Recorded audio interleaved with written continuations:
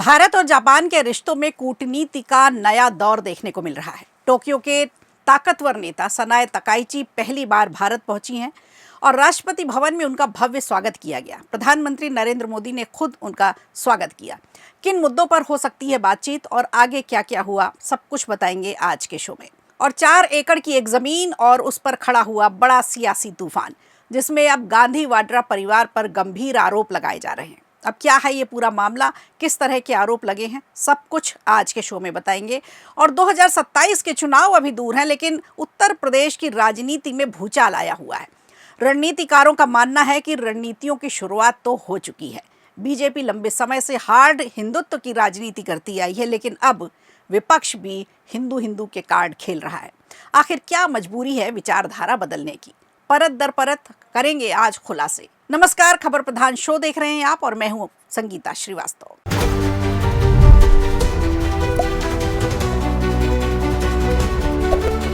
दिल्ली में आज कूटनीति का नया अध्याय लिखा गया, जब जापान की पहली महिला प्रधानमंत्री सनाए तकाइची भारत पहुंची और राष्ट्रपति भवन में उनका भव्य स्वागत किया गया। जापान के प्रधानमंत्री सनाए तकाइची पहली बार भारत के आधिकारिक दौरे पर आई हैं। प्रधानमंत्री नरेंद्र मोदी ने राष्ट्रपति भवन में उनका गर्मजोशी और भव्य तरीके से स्वागत किया। ये 3 दिवसीय दौरा भारत और जापान के बीच वैश्विक और रणनीतिक साझेदारी को और भी ज्यादा मजबूत करने जा रहा है।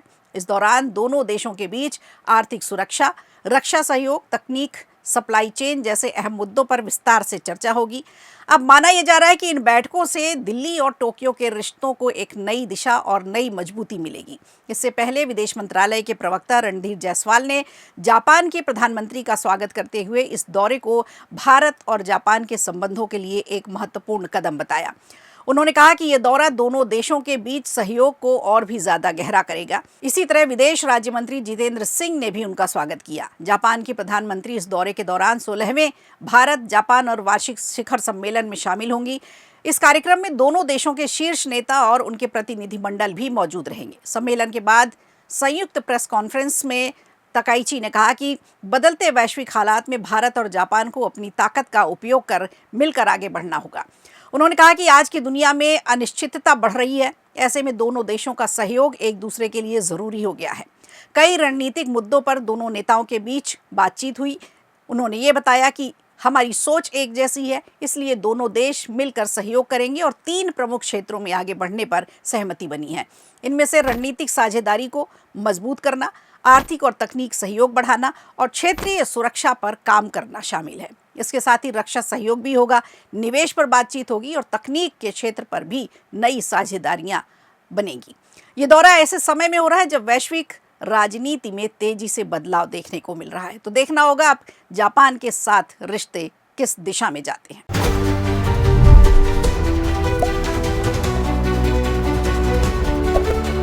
और उत्तराखंड की एक 4 एकड़ जमीन को लेकर बड़ा विवाद शुरू हो गया है। इस बार आरोप सीधे गांधी वाड्रा परिवार पर लगाए गए हैं। ऊधम सिंह नगर के किच्छा इलाके का 4 एकड़ का खान फॉर्म से जुड़ा हुआ पूरा मामला है, जिसमें राजनीति अब गरमाई हुई है। इसी मुद्दे पर भाजपा प्रवक्ता प्रदीप भंडारी ने आज एक पीसी की और उन्होंने वाड्रा परिवार पर, खासकर प्रियंका गांधी वाड्रा पर गंभीर आरोप लगाए। भंडारी ने आरोप लगाया कि कांग्रेस के एक विधायक कुछ लोगों के साथ मिलकर इस फॉर्म पर पहुंचे। वहां उन्होंने मौजूद 90 वर्ष की एक बुजुर्ग महिला को जमीन खाली करने के लिए धमकाया। उन्होंने कहा कि इस जमीन पर कब्जे को लेकर विवाद चल रहा है और ये मामला सिविल डिस्प्यूट है, कानूनी प्रक्रिया में है। बावजूद इसके राजनीतिक दबाव बनाया गया। प्रदीप भंडारी ने पीसी में कहा कि सायरा वाड्रा, जो प्रियंका वाड्रा की जेठानी होती हैं, इस जमीन पर कब्जा करने की कोशिश कर रही हैं। उन्होंने कहा कि जब ये मामला कानूनी रूप से विचाराधीन है, तब वाड्रा परिवार की ओर से इसे हासिल करने का प्रयास क्यों किया जा रहा है। आगे आरोप लगाया कि कांग्रेस के किच्छा विधायक तिलक राज बेहड़ देर रात करीब 100 लोगों के साथ यहां पहुंचे। उनके मुताबिक वहां मौजूद 90 वर्षीय महिला को धमकाया और जमीन खाली करने के लिए उन्हें जान से मारने तक की धमकी दी। सुनिए वो क्या कहती है।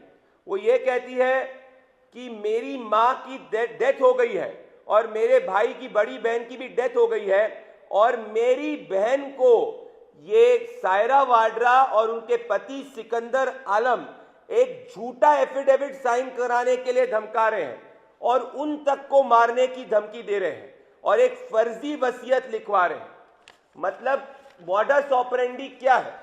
कि अगर किसी भी भूमि के ऊपर लीगली सिविल डिस्प्यूट के हिसाब से कब्जा नहीं हो सकता, जब ओरिजिनल लैंड डीड आपके हाथ में नहीं है, तो आप गुंडों को भेजो, कांग्रेस के कार्यकर्ताओं को भेजो, कांग्रेस के विधायक को भेजो, और वहां पे बुजुर्ग, इस वक्त 90 साल की बुजुर्ग नसरीन खान रह रही है, उसको धमकाओ, जिससे वो अपने आप उस 4 एकड़ की भूमि से छोड़कर चले जाए। उन्होंने ये भी कहा कि ये आरोप खुद महिला नसरीन खान ने लगाए हैं। नसरीन खान के बयान का हवाला देते हुए भाजपा प्रवक्ता ने कहा कि कुछ लोग जो कांग्रेस से जुड़े हैं उनके फॉर्म में पहुंचे और जमीन खाली करने का दबाव बनाया। जमीन का कब्जा वाड्रा परिवार को दिलाया जा सके, इसके लिए तमाम कोशिशें हो रही हैं। महिला ने न केवल सायरा वाड्रा का बल्कि पूरे वाड्रा परिवार का ही नाम लिया। सवाल उठाया कि जब एक विधायक बड़ी संख्या में लोगों के साथ किसी जमीन पर जाता है तो वो व्यक्तिगत फैसला हो ही नहीं सकता, इसके पीछे कोई दबाव है, कोई प्रेशर है, तो सवाल उठना भी जरूरी है। भाजपा प्रवक्ता ने सीधे सीधे प्रियंका गांधी वाड्रा से ही सवाल पूछ लिया कि क्या इस पूरे मामले में उनकी कहीं भूमिका है। गांधी वाड्रा परिवार को स्पष्ट करना चाहिए कि इस विवाद से उनका कोई संबंध नहीं है। फिलहाल इस पूरे मामले में राजनीतिक बयानबाजी तेज हो गई है। दोनों पक्षों की प्रतिक्रिया का फिलहाल इंतजार किया जा रहा है।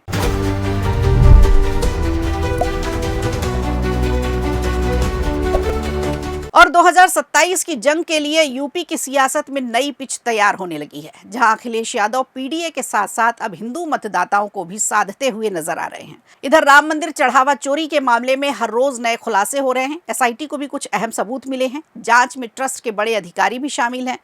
कंस्ट्रक्शन के काम की भी जांच होगी, इसीलिए सरकार ने बुधवार को एसआईटी जांच के 2 हफ्ते और बढ़ा दी है। एसआईटी अब 15 जुलाई तक सरकार को रिपोर्ट सौंपेगी। लेकिन इधर मंदिर मुद्दे को लेकर के यूपी की राजनीति में उबाल तो आया है। फिर अखिलेश यादव अब सिर्फ पीडीए की नहीं बल्कि पूरे हिंदू मतदाताओं तक अपनी पहुंच बनाने की कोशिश करते नजर आ रहे हैं। इसी बहाने उत्तर प्रदेश विधानसभा चुनाव 2027 से पहले समाजवादी पार्टी अपनी रणनीति बदलती दिख रही है। अखिलेश यादव अब सामाजिक न्याय की राजनीति के साथ सॉफ्ट हिंदुत्व पर भी फोकस कर रहे हैं। 2024 के लोकसभा चुनाव ने सपा ने पीडीए यानी पिछड़ा, दलित और अल्पसंख्यक के नारे का अच्छा प्रदर्शन किया था और वोट बैंक को भी बनाए रखते हुए हिंदू मतदाताओं के बीच भी अपनी स्वीकार्यता बढ़ाई थी। पिछले कुछ महीनों में अखिलेश यादव मंदिरों में जा रहे हैं, दर्शन कर रहे हैं, भगवान राम और सनातन पर बयान दे रहे हैं। धार्मिक कार्यक्रमों में भागीदारी उनकी कुछ ज़्यादा बढ़ गई है और राम मंदिर मुद्दे से जुड़े हर बात पर खुलकर बोलते हुए नजर आ रहे हैं। राम मंदिर में चढ़ावे से जुड़े कथित विवाद पर उन्होंने सरकार और ट्रस्ट पर भी सवाल उठाए। हालांकि उन्होंने ये भी कहा कि प्रभु श्री राम सबके हैं और हर सनातनी परिवार में राम दरबार की परंपरा रही है।